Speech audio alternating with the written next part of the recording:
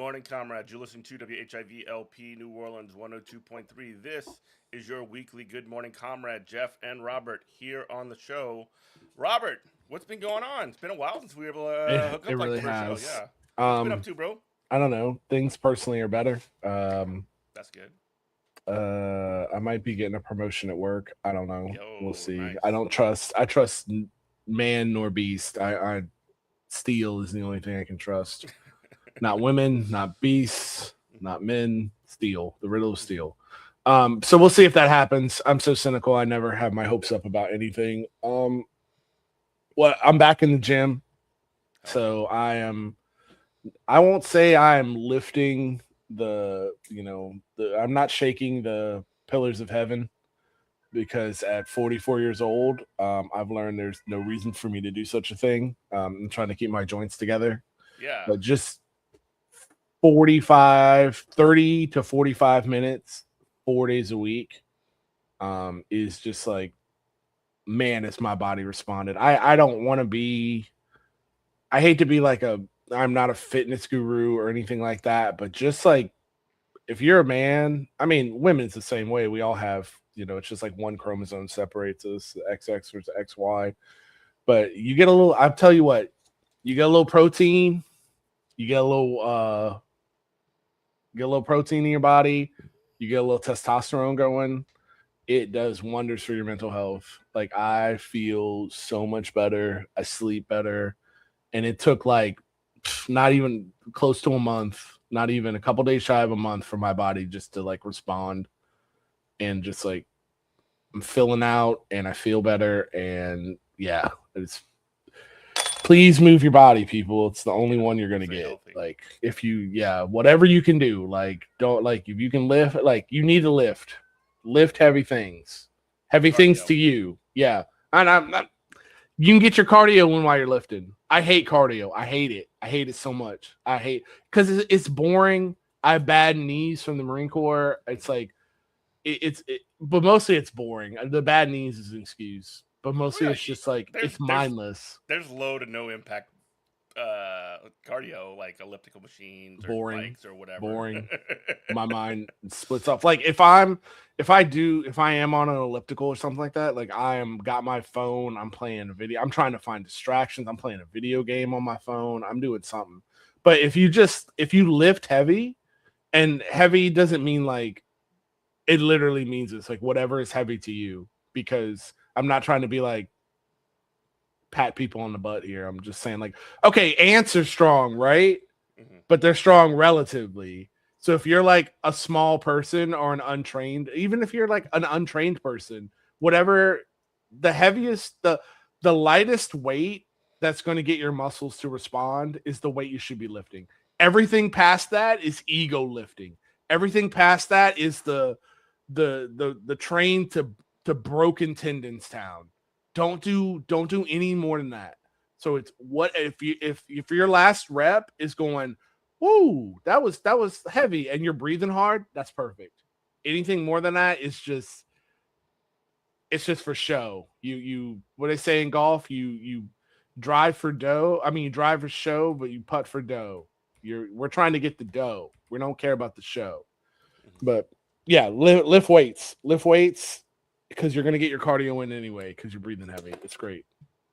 What about light weights, heavy reps? No, No. that's called junk volume. Hmm. That's junk volume. You shouldn't be doing more, because, okay, think about it like this, like your tendons, right? That's the engine that's actually moving the muscle around, moving your limbs around.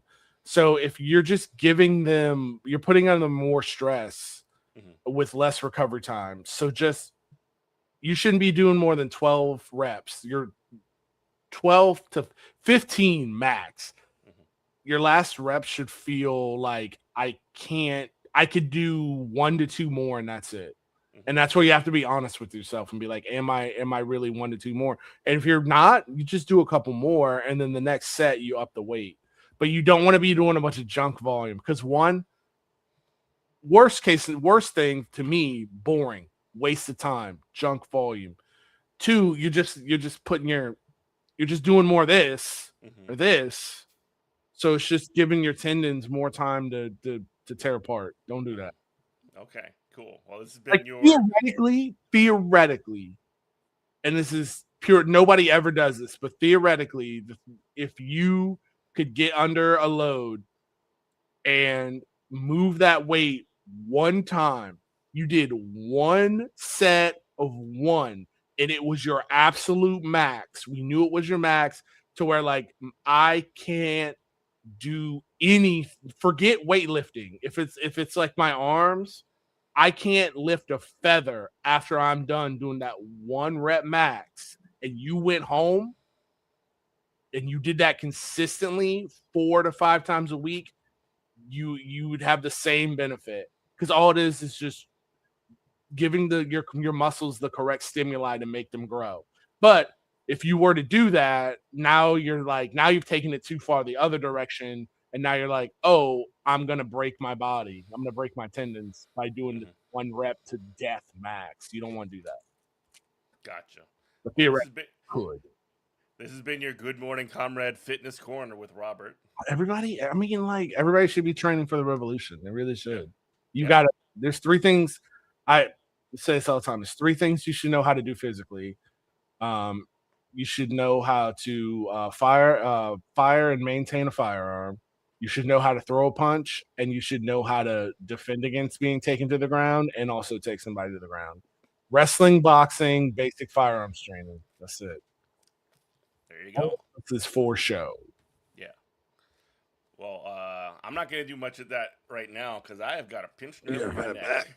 Yeah, Ugh, it's the man, worst. and it's like right there on that like neck, shoulder, back area, which is just like everything. And like I had to go to man. I was out for work. I was traveling for work when it really kind of hit. Couldn't sleep, couldn't do nothing, and I'm just like going to urgent. Like I flew to Lansing, like East Lansing, Michigan, which is where I was working at the time. And like as soon as I like checked into my hotel, I go to the front desk. I'm like, "Where's the urgent care? Get me to the Oof, urgent care immediately." Like it was, I oof. was on a plane like with my arm and shoulder all cramping up. Uh, they gave me, some, and I will say this, our medical system in the United States is garbage. I'm going to get to that point in a minute, but I will say the Michigan University of Michigan medical system is actually pretty damn good, and so they gave me some pain medicine, they gave me some muscle relaxers, and they sent me home. But a couple of days later, at like 11 o'clock at night, it hit me again. I went to the emergency room and just had to get them hit me up again. And I went one more time, and then I flew home early on Sunday, and um, had to go to urgent care here. And I will say, the Michigan system was a lot better than the Virginia system. They had me try to set up an appointment with with like a sports medicine like orthopedist. I can't get an appointment with an orthopedist for 3 weeks, bro. It's Brother. ridiculous. Like I'm dying in pain over here, and I can't get somebody to see my neck and back. You know what I mean? No, I know exactly what you mean. Like, even having an okay insurance, like Yeah, I have payroll provider, yeah. Mine's pretty good plan, too. and it's like terrible. It's terrible. And you go, and they'll be like, oh, you have to wait for it. I don't know what these people are talking about when they're like, oh, even like Canada, you have to Oh wait yeah, forever to yeah, see a that doctor. thing. I'm like, when's the last time you saw a doctor here in America? Hmm. And you're not like, what do you mean you have to like I have to wait all the time Hmm. for weeks on end. And if something happens and you miss that appointment, they're like, "Oh, we'll get you in 6 months." Yeah, It's like, what are y'all? And this is for pay. This is for yeah. profit. Like, They what are y'all they pay, talking about? and it's not a small amount of money either. They get paid. No, I mean, we pay them an arm, a leg, and like everything to set up this system where you can't see a doctor if you're dealing with like debilitating pain in your back. And I'm not trying to even say my situation is like the worst or whatever, but like I probably should see a doctor, like a specialist about this in a time that is less than a month from now. This is affecting whether or not I can go to work. This is affecting like whether or not I can do anything around my house because we Yeah. just moved and we haven't even put everything away yet. So it's just like one of those situations where I'm down when I need to be up, moving, and doing stuff. And the fact that, I can't see an orthopedist for 3 weeks to almost a month is just like literally just destroying my life right now. No, it's wild, dog. Like this, and that's one of those things like we were talking about off air is the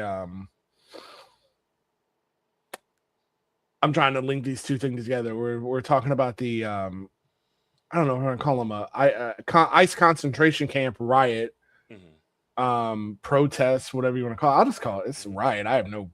What am I? Liberal? I have no qualms of calling it a riot. It's good. It's a good thing.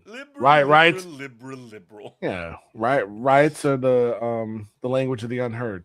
But it's like these things are a sign how hard fascism is trying to advance shows you how hard fascism is in its death throes in this country, because how it ties to Medicare, because we're worse off than the Nazis. And I'm looking at this realpolitik like cynically.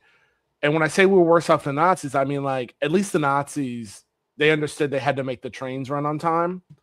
But because of capitalism, our economic system here in the US, the government can never do anything that's for the good of the population, like universal health care. So all it has is culture issues. All it has is these like petty grievances that it can do, and then try to give red meat to people. But the red meat isn't literal red meat, is what people need right now. They need cheap gas, and they literally need red meat. And so they're just speed running their own extinction by doing this kind of stuff. The only thing they have is the bread and the circus. Oh, they don't even have bread. It's just circuses. Yes, it's just circuses. Thank you. That was so much more concise than what I was trying to get at. I mean, the fact that they're gonna do UFC 250 for the 250th anniversary of the United States at the White House and make it a whole event.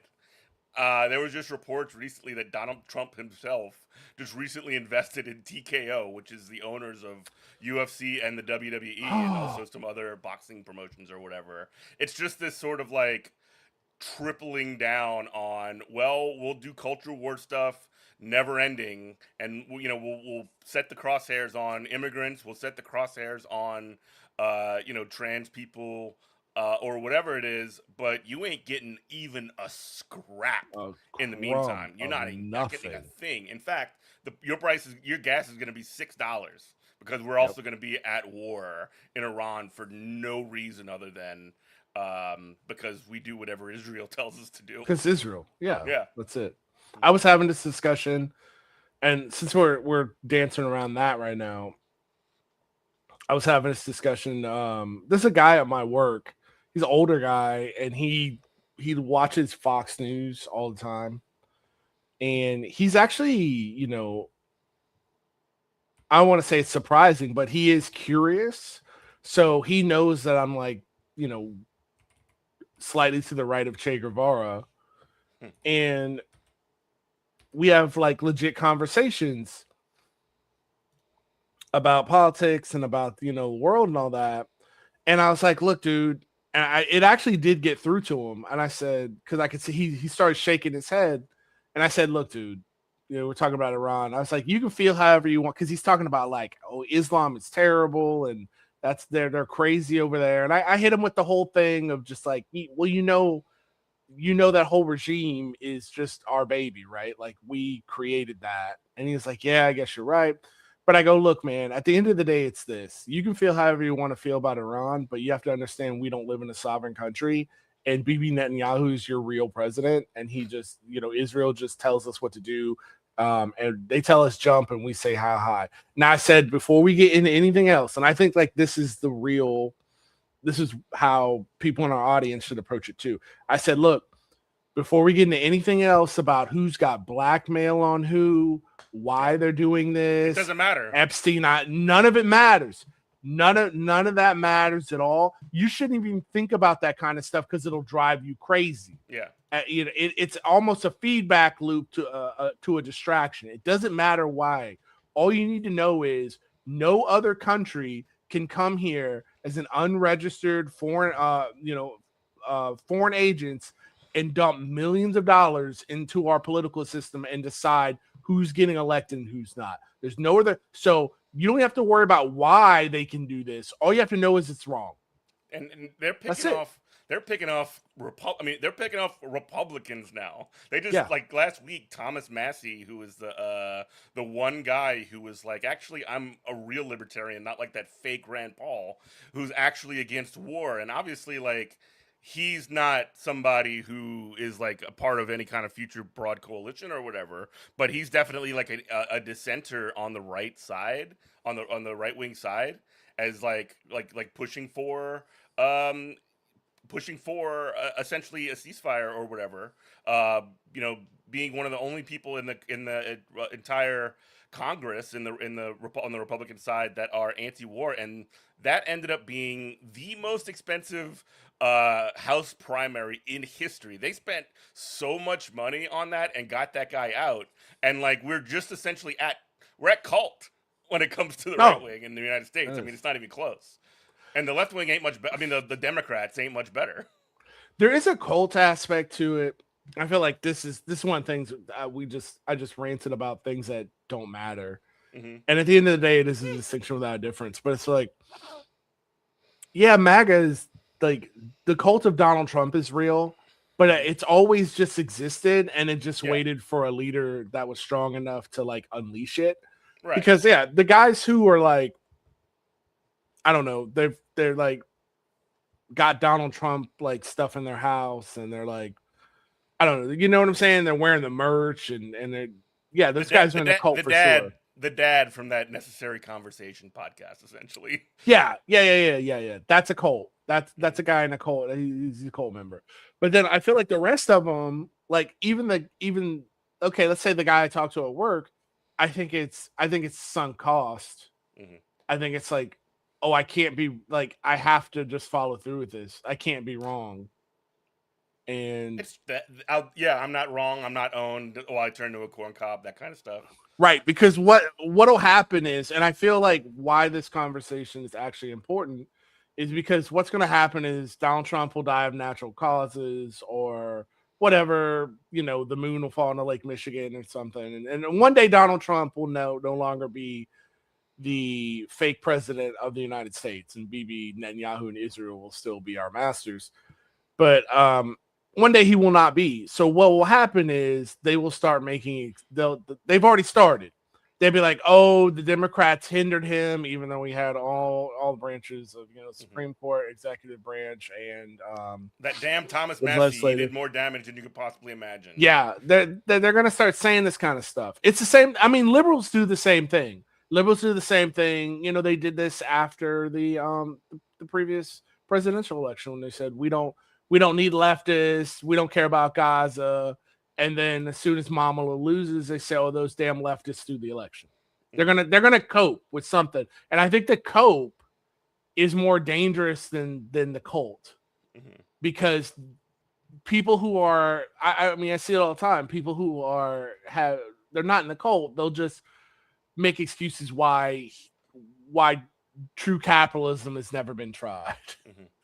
Right. Or I mean, that came through on the Democrat side when they had this like nonsense around this like 2024 autopsy that they just like slapped together. And like when you could look and see in all of the polling and every shred of evidence points to the fact that the Harris campaign lost because they didn't offer anything for working people that they thought would change their lives. They were just like saying, oh yeah, we're gonna go after like price gouging or whatever. And then she also went along and basically she said she would maintain the exact same policy with respect to the gen genocide in Gaza, and basically she said at the RNC, or the DNC rather, that she wanted the United States to be the most lethal fighting force in the world. And Donald Trump, all he had to do was say, like, make basic allusions about being against wars, and he wins. He won, and obviously it was not true. Obviously it was BS the whole time, but it doesn't matter because at least he understood like the politics of the situation and being like, okay, people are PO'd about war right now. All I have to do is pretend I'm against that, and I will win, or I will at least have a better chance at winning. And this is where we are. And obviously, the solution that we have is no change on policy in Gaza, and uh, also just overthrowing Venezuela and beginning a war, Maduro in Venezuela, and beginning a war in Iran. And we're just in a worse situation. So if the Democrats are supposed to be better about these kinds of things, which I'm not even convinced that they are, but Yeah. like if like then they have to at least like understand the politics of the situation. And when you read that BS autopsy that they put out, which they tried to bury, and then what they put out was always about like the whole thing was about their messaging and about their communication strategy, and that's what cost them. And it wasn't the fact that their policies are something that nobody wants. They can't even pretend to offer up policies that people would want because then it would get into their head that this is possible. You know what I'm saying? I think that's interesting. I think you bring up a point that actually is more interesting than the one that we started on, is that when I talk to, liberals, the first thing they want to say to me is like, "Oh, Donald Trump is terrible." My in-laws are like this. Yeah. "Oh, Donald Trump is such a bad guy." And they're trying to like get an in with me to like let me know that I'm a safe person. Like, I'm not one of them. Like, Donald Trump is the Republicans. And I feel like we're at a point when I tell people I had this conversation with some, people at a house party, and they were the same thing here in Louisiana. And they're like, Donald Trump's so bad. I can't believe that Governor Landry is doing this. And I go, yeah, it's terrible. And it's the Louisiana Democratic Party's fault. And they go, what? Yeah. And I'm like, they're looking at me like I have a third head. And they're like, huh? And I'm like, yeah, I hate them more. And here's why. And I lay out my whole screed of just like, I could go. The concise version is there's a chance that a right winger is savable because they just don't know any better. But like liberals in power and privilege, they know better. And I've started calling right wingers online when I fight with them. I've started, my new tactic is I've started calling them liberals. And I'm like, they're like, I'm not a liberal. And I'm like, it's funny because you agree with the same things that the Democratic Party does. And I'll like post stuff and I'll like find things and I'll be like, you are lockstep with the current Democratic Party. You are a liberal, and it destroys them. Like they get so mad. But I guess, my big point is it's not enough. It's not enough for you to sit here and tell me like, oh, this is so terrible. Donald Trump is so bad. Like it's not enough for me, liberal. Like I don't want to hear that because it doesn't do anything. Like to I don't want to say change people's political reality or material reality, but it's what the problem is. We're not. The problem is the Democratic Party, and especially the Louisiana Democratic Party, has zero fight in them. We said this a million times. They rather reign in hell as the opposition party than to have to be accountable to people. That's where it comes down. And again, it's capital. Capital's the end boss. The money that they've taken from capital and the way that capital's got, has funded their campaigns has hamstrung them, just like they've hamstrung the Republican Party, where they can deliver nothing material for their electorate, the electorate. Yeah.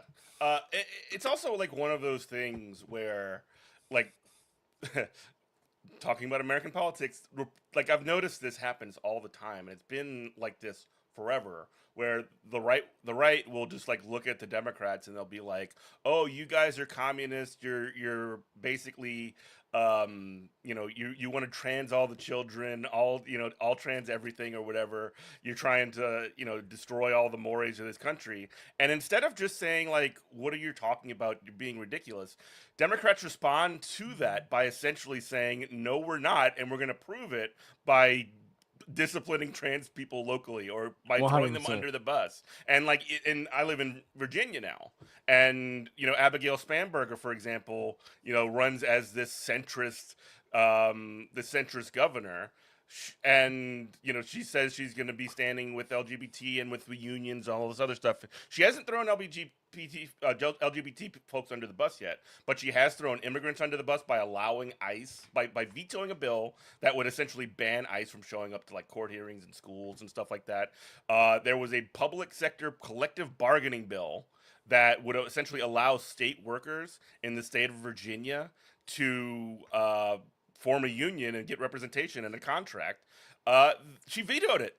She vetoed a bill that would essentially allow state workers to organize and form a union and fight for better conditions on a job because she's a right winger. They're all authoritarians. Democrats are authoritarians, and you're getting the same stuff from Abigail Spanberger, from this whole next wave, Alyssa Slotkin, Glusenkamp Perez in Washington, and all these other freaks. And they for some insane reason, well, actually no, like it's not inexplicable, obviously, but like they have somehow programmed in their brain that this is what the future of liberalism is. And if that's the case, liberalism is dead. It is going to die within our lifetimes in this country. And we are in a true socialism or barbarism moment. The only thing, because I mean, again, one of two things is going to happen, but one of three things, right?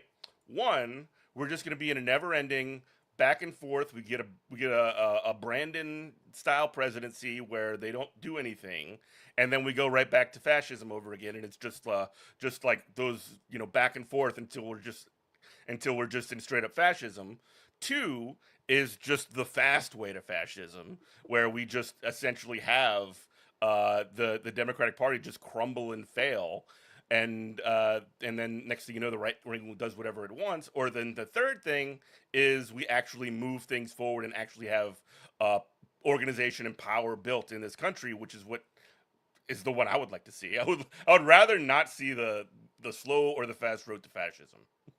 It's like, I guess, to be even more concise with your point, with our point in general, it's like, I think what we're trying to say is it doesn't matter if one day the Democratic Party doesn't takes control of all three branches of government, and Donald Trumpism is defeated, MAG is defeated. It doesn't, none of that matters unless the Democratic Party deals with their role and their inaction that allowed it to come to power in the first place. Well, the people that are like in the establishment of the Democratic Party will never come to that realization. The only thing that can change that is that the people that are currently in those positions, that are standing in the way of the actual progress forward, they need to be defeated and discredited and just banished from any kind of like avenue of politics that exists in this, in not just in this country but anywhere. That's what needs to happen. And so like when you have, obviously there's strategic, things that you have to do along the way to sort of make sure that those conditions are possible. And sometimes that means in the state of Louisiana, maybe either not voting or like voting for a terrible Democrat or whatever. Or even in Virginia, like the alternative to Abigail Spanberger was an insane person who would have essentially done Donald Trump policies. Sometimes you just got to eat the the poop and just like move along in your lives and do actual work. But like, sure, but even that's failing too, though. Oh yeah, people are done with that. Like I understand. It's so obvious that people are done with that. So then in that case, then there needs to be an alternative built that's actually different. That's that's what really needs to happen. But like situationally, essentially, you do have to eat the poop. Yeah, no, I mean, believe me, like, as cynical as I am, I have no problem with that. And it's like, as long as we're gonna take that kind of, if and I say this to my actual like leftist friends out there, yeah, if we're gonna take that medicine from one end to talk, we were talking offline about how I completely flipped on Graham Plattner in Maine, even though it's like it's a race in Maine that we have no say in at all. But you know, if I was a resident of Maine right now and I'm voting for the Senate, I'd be sure to vote for Graham Plattner because it's like, first of all, I can't. He's saying all the right things, and if we're worried about him turning into another Fetterman, I understand that, but then that means you just can't vote. Mm-hmm. And if you're just like, "Hey, I hate electoral politics," which I personally do, hey, God bless. I'm cool with that, but then you just can't vote for anybody if we're not gonna we're not gonna have perfect information on anyone ever who is aspiring for government office. So you're just going to have to just either believe them or not believe them. Second of all, what made me believe him is like judge him by his enemies, because this is a guy who he's not even like a Mondami leftist. Like he runs away from being called a leftist or a socialist for some reason in the year 2026. And I'm like, but both parties, the Israel lobby, the Republican Party, and the Democratic Party, all are like, this guy must be defeated now. Cannot have it. And that makes me go, oh, well, all the people I hate this guy, so there must be something to him. So, if you're going to vote, sometimes we have to what'd you say? You have to eat the poop. Take the but I feel like that we should push that's, and it feels like it's less prevalent than ever in my lifetime, to where people aren't putting up with like the worst choice between two bad choices. But then also we have to take a win. We have to say like, oh, well, this is 80%, this is 70% of what I want, and I'm taking the win. Like you and I are both poker guys, we're both playing percentages. So yeah, so if the percentage, if we ever even there's no complete information in a hand of poker, but if we're playing the pot odds, and there's a 40% chance even in poker, like we're moving in. It is what it is at that point. But yeah, if you play, like you said, play the percentages. And more people need to start thinking about it like that. Even so, WHIVLP New Orleans 102.3 is Good Morning Comrade. One of the other things too that I think is like, I think people and look, if you are a member of like a socialist party and you have somebody who's running as a like down ballot third party or whatever, and you want to vote for them, fine. But there's a lot of folks on the left on the that are just essentially like it's the kind of people that like run around calling Zoran Mamdani is like Zioron, a Zionist or whatever. They're people that don't believe in electoral politics, and in fairness, they're mostly online. They don't believe in any kind of any kind of like electoral politics, which I totally am fine with.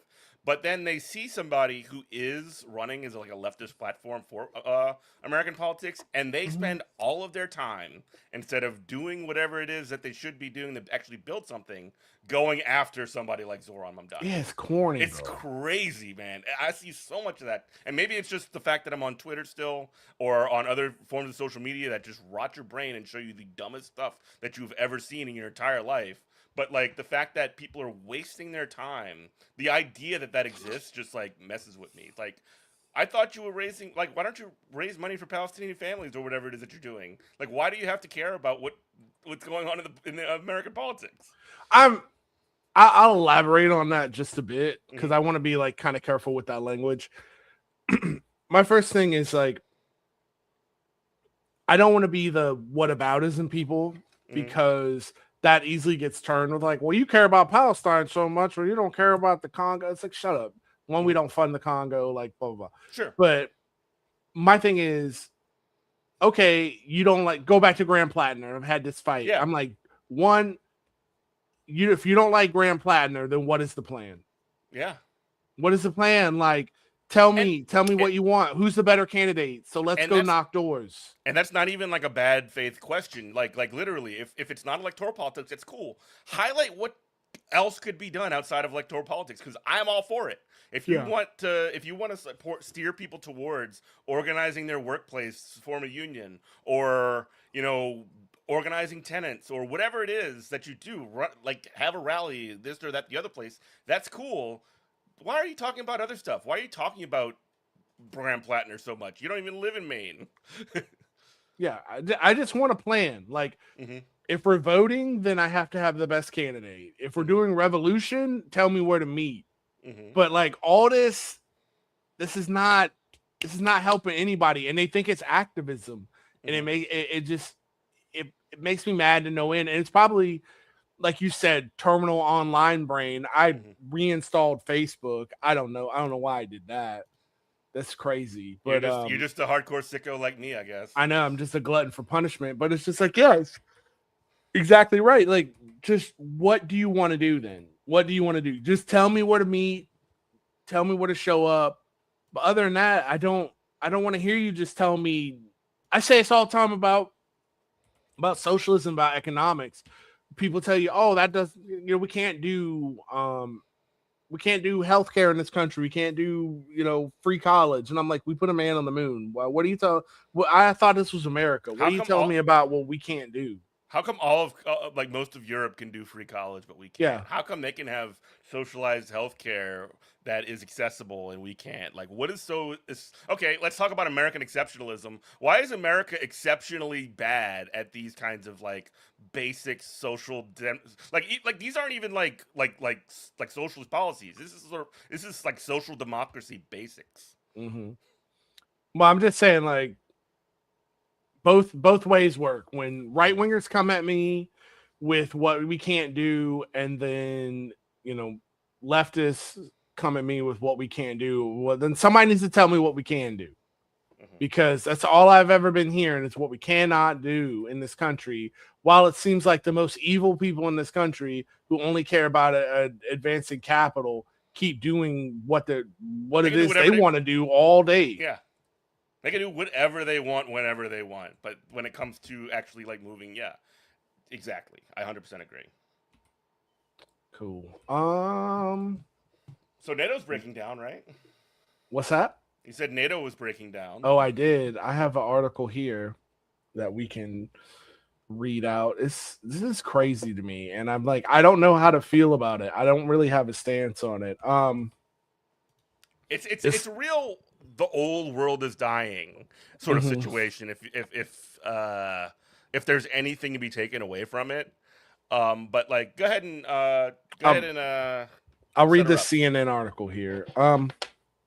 NATO members condemn Russia after drone slams into Romania apartment building, wounding 2. An explosive-laden Russian drone hit an apartment building in Romania on early Friday, injuring 2 people. Its government said as Moscow forces attacked near a nearby Ukrainian port. The strike drew swift condemnation from European Union NATO, with U.S. Ambassador to NATO Michael Whitaker calling the strike a reckless incursion. We will defend every inch of NATO territory, he said on X. Hold on to that thought. Yeah. Meanwhile, Bucharest is urging its allies to help with its anti-drone defenses, tapping into the growing concerns that Russia's war in Ukraine could spill deeper into the continent. The drone hit the roof of a building in Galatai near the border with Ukraine. A Romanian defense military spokesman told CNN affiliate Antenna 3 CNN. This drone entered national airspace at 1:45 a.m. and headed toward the eastern area of the city of Galatai, but we lost it from radar south of Galatai, Colonel Christian Pavici said. Romanian Foreign Affairs Minister Olena Silvia Toru said on X, had confirmed the Ministry of National Defense that the drone, which crashed into the residential building in Galatai, was of Russian origin. Colonel Martin Odell, spokesman for NATO's Supreme Headquarters, Allied Powers Europe, confirmed to CNN that the drone was Russian. The roof of the apartment block was visibly charred. Video footage showed while response teams and investigators inspected the site. Friday morning, the Romanian military said there was no opportunity to shoot down the drone, but stressed that the situation is under control. Okay, this is very important right here. This is the coat part. This is me talking. We are not facing an attack on Romania. We are facing the effects of a conflict taking place right next to our border, said the deputy commander of the Joint Forces Command, Brigadier General Gregory Maxim. A senior NATO military official told CNN that NATO detected and tracked the Russian drone as it crossed into Romania, but it entered Romanian airspace just minutes after hitting the Galatai apartment building. To put this in context, you're talking about something that is traveling near 200 kilometers an hour over a populated area less than 15 kilometers from the border, the official said. Nonetheless, we're witnessing what more can be done now to optimize Romania and NATO's network of sensors to shoot Romania and NATO's network of sensors and shooters to safely neutralize such threats.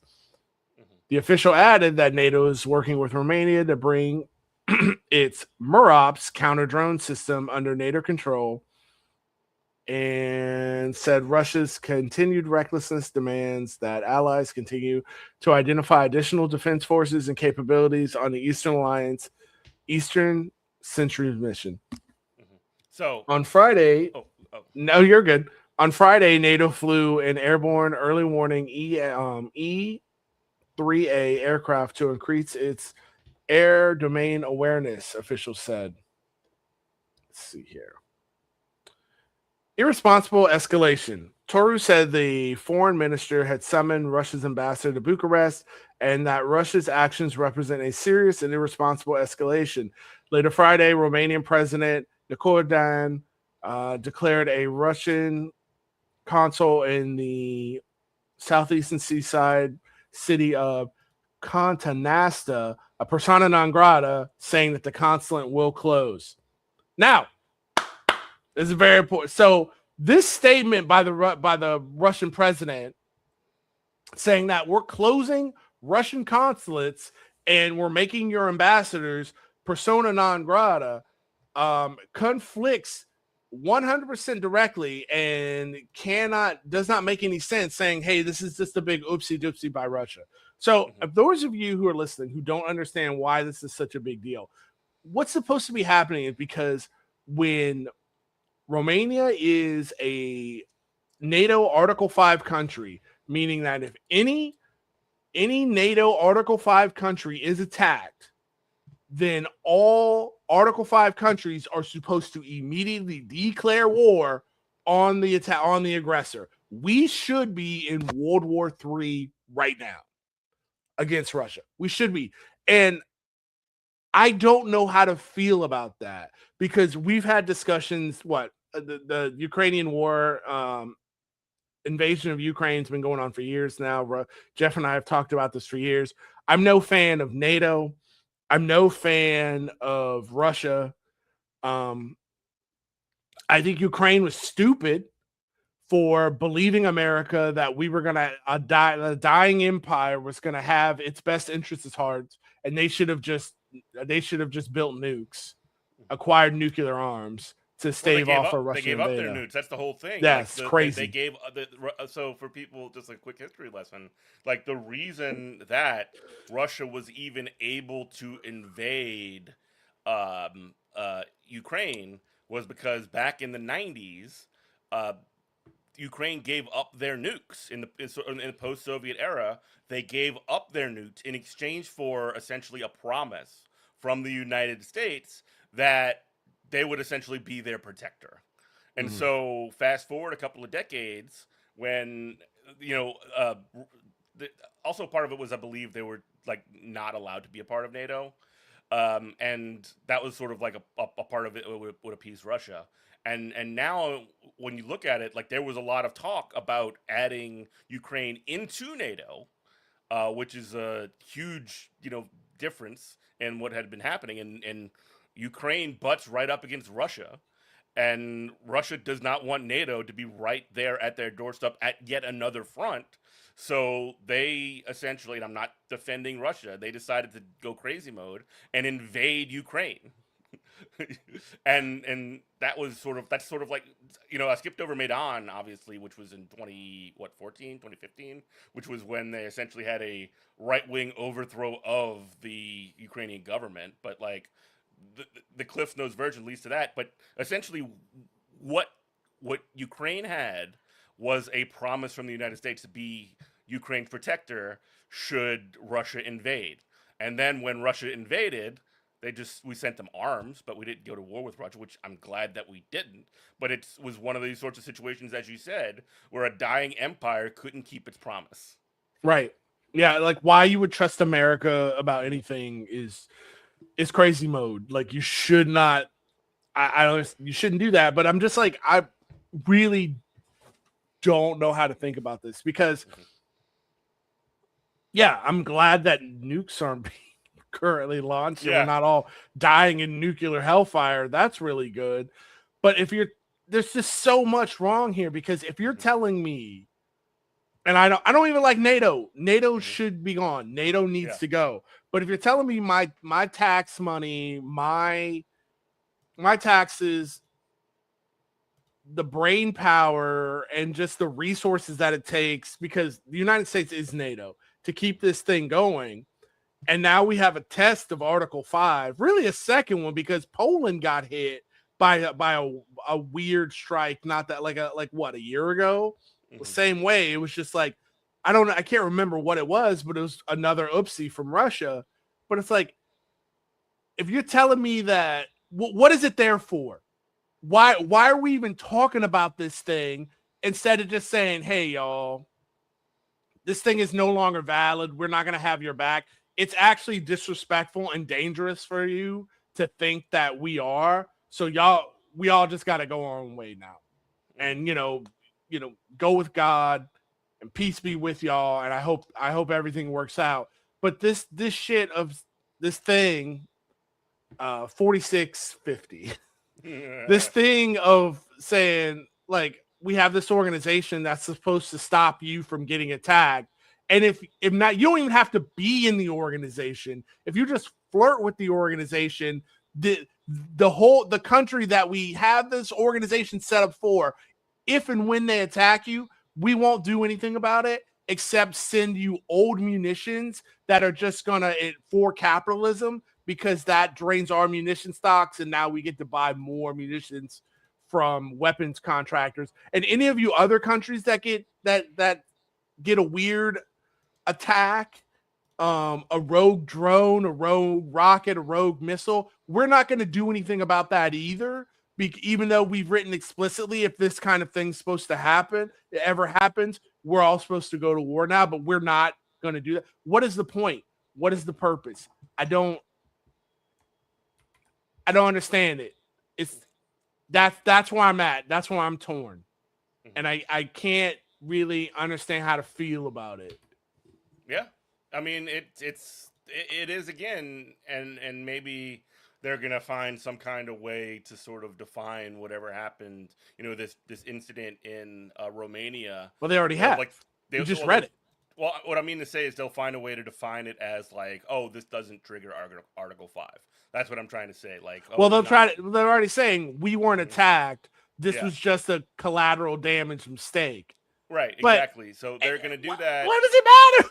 Well, it matters. Well, it matters from the perspective of, like, I guess the people that are involved in NATO don't want World War III, but it also does hold up the fact that, hey, actually, so if NATO is not going to engage and essentially start World War III when one of our countries gets happening, then what is the actual price for attacking one of these countries? If the answer is nothing, if the answer is nothing. Because I mean, Ukraine was not a NATO country, which thank God it wasn't. Well, I mean, unless we just threw them under the bus like that anyway. But but that was when the nukes were supposed to start flying, right? Now Romania is actually, this is the big difference, is Romania is a NATO country, so the bombs should have already started flying, but they didn't. So we're just sort of in this situation of, is NATO, like, we just sort of like wake up and it's just like, wait up, is NATO real? Is this thing actually happening? Is this like, a thing, or is it an illusion? Which it always kind of, I mean, it always kind of was. It's essentially blanket a blanket of like comfort, like a security teddy bear that would allow for trade to happen in that realm. You know, it was essentially an idea to say like, okay, capital, don't worry about wars happening. Keep your prices low. Keep them goods flowing across borders because we've got NATO on our side to make sure that if anything does happen, we're gonna take care of it. You know what I mean? It's like an insurance company, it's like basically saying that, hey, we're gonna provide you insurance for whatever it is, and then when you actually call them and be like, hey, actually, I got rear-ended by some freak, insurance company, okay, let's put you on hold for 3 hours. You know what I mean? That's what's happening. No, that's exactly. You concisely put what was going on in my head. Like, you and I both play chess. Me, I play terribly and badly. But like, if you're playing somebody and you make a move and you, as soon as you put the piece down, you know it's a blunder, right? And you're like, oh, that was bad. That was real bad. But then they don't see it, and then they move somewhere else, and you're just like, wait a minute, what? And it makes you reassess what you can get away with. And that's what I feel like is happening in Russia right now. Because like, I'm going to be completely, because it makes no sense for Russia to attack Romania. It makes no sense. So I'm going to be completely charitable and say, yeah, this was an absolute mistake. This was a drone that went off target and just went crazy and hit a Romanian apartment building. Yeah, what would even be the point of hitting a Romanian apartment building? Unless you knew somebody was in there you wanted to kill. But let's just be completely gracious. And so, you know, there was in the Kremlin, they were freaking out. There was at least, and then it was like, hold. And you're like, they're not gonna do anything. They're actually making up excuses of why this happened. And they're just like kicking out our, oh boy, we can what else can get away with anything. Yeah. It's over. I mean, at least, I mean, I'm just talking.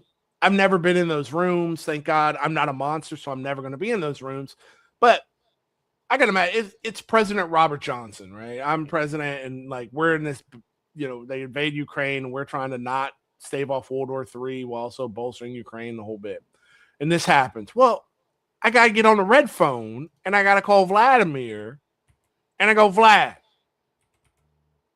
brother, I know you didn't mean to do this, but it also can't stand. So how about this?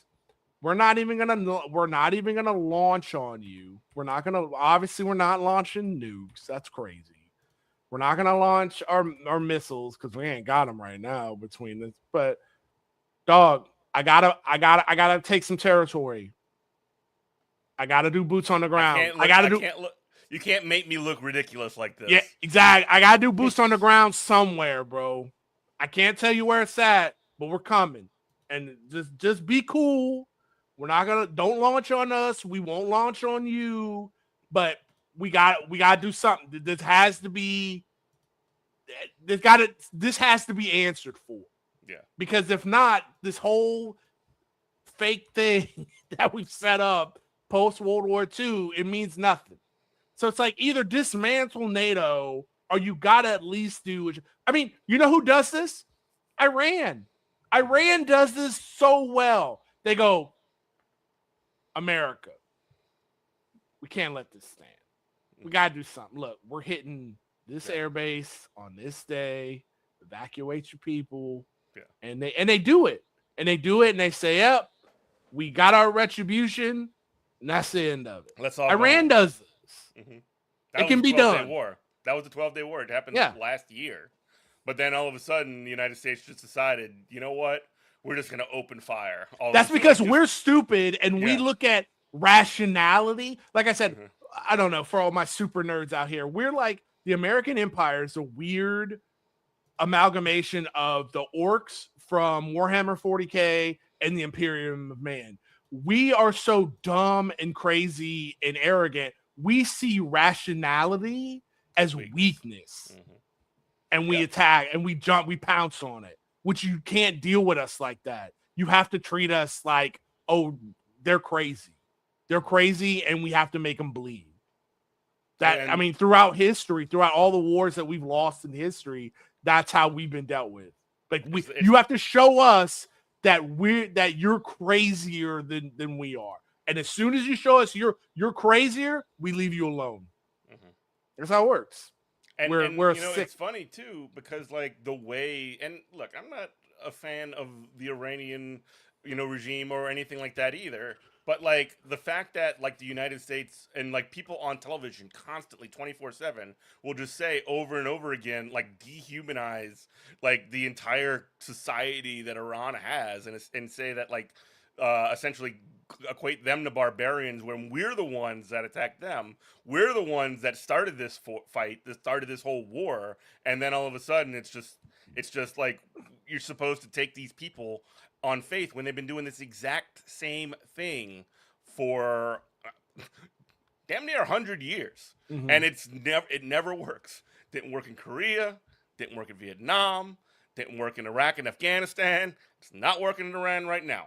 And it's just the same losing formula over and over again. So we're gonna go ahead. No, what are you gonna say? No, we're gonna see that play out in Iran when obviously the United States is constantly just like trying to do these sham negotiations and say we're close to a deal, and then there's a report that comes out that says actually Israel's planning on murdering like the chief negotiators over there. Like more perfidy, more BS. And I know I'll really put it out. Here's my hot take. We got 4 minutes left in the show. I am a fan of the IRGC. I am a fan of the Iranian regime. And the reason why is because I can empathize. If as bad as we sit here and we talk trash about the American government, the American military machine, American capital, as much as I hate America, clip that so I can never run for any office. As much as I hate America, but in all the evil that it's done throughout time, if a foreign country, if Canada said, hey, all the oil that Louisianans drill for off the Gulf of Mexico, all that oil, you better not try to nationalize your oil reserves and sell your oil at a reasonable price, and you better let us control that. And they said when we decide no, the Canadian intelligence does a coup in our country and installs a king. They get rid of our electorally democratic, they get rid of Donald Trump and install a Canadian king to do their bidding. And then we overthrow that regime because of that. You better believe I'd be saying death to Canada every day of my life.